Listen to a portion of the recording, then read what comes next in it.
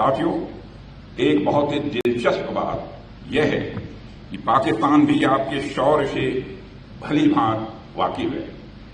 پاکستان کو پتا ہے جب بھارتی نوسینا پورے جوش کے ساتھ، پورے زور کے ساتھ جب چلتی ہے تو اس کا انجام کیا ہوتا ہے۔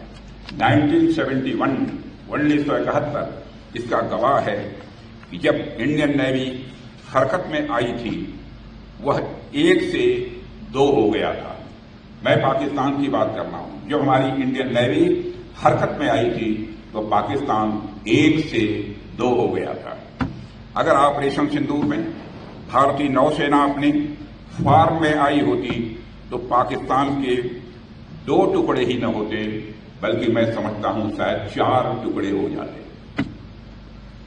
ساتھیوں، جس طرح آپ ہماری سمندری سیماؤں کی رکشا کرتے ہیں، جس انٹینسٹی سے آپ ہند مہاساگر کی حرکت کو ٹریک کرتے ہیں، اگر آپ کی وہ کیپیبلٹی اس مشن کا حصہ ہوتی تو پاکستان کا کیا انجام ہوتا یہ مجھے بتانے کی ضرورت نہیں ہے۔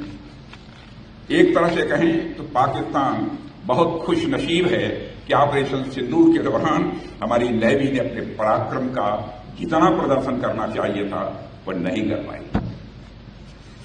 ساتھیوں، میں جانتا ہوں پہلگام کے بعد آپ سب کے من میں پرچود کی جوالا دھڑک رہی ہے۔ آپ نے اسے صرف حملہ ہی نہیں بلکہ دیش کی گرما پر، دیش کے سواଭିمان پر آپ نے اسے چوٹ پانا ہے۔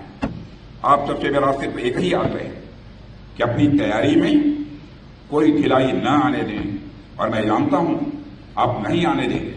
ہمارے ماننی پردھان منتری جی نے پہلے ہی اسپشٹ کر دیا ہے کہ بھارت کی دھرتی پر یدی کوئی آتنکی حملہ ہوا تو اسے ہم ایکٹ آف وار مانیں گے اور اس کا بے حد کرارا جواب بھی ہم دیں گے۔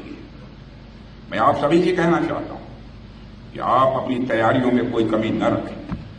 اب تک جو ہوا وہ تو وارم اپ تھا، اب تک جو ہوا وہ تو وارم اپ تھا۔ اگر پاکستان سے پھر یدی کوئی ضرورت کی تو اس بار نیوی بھی حرکت میں آئے گی، اور پھر بھگوان ہی جانتا ہے کہ پاکستان کا کیا ہوگا۔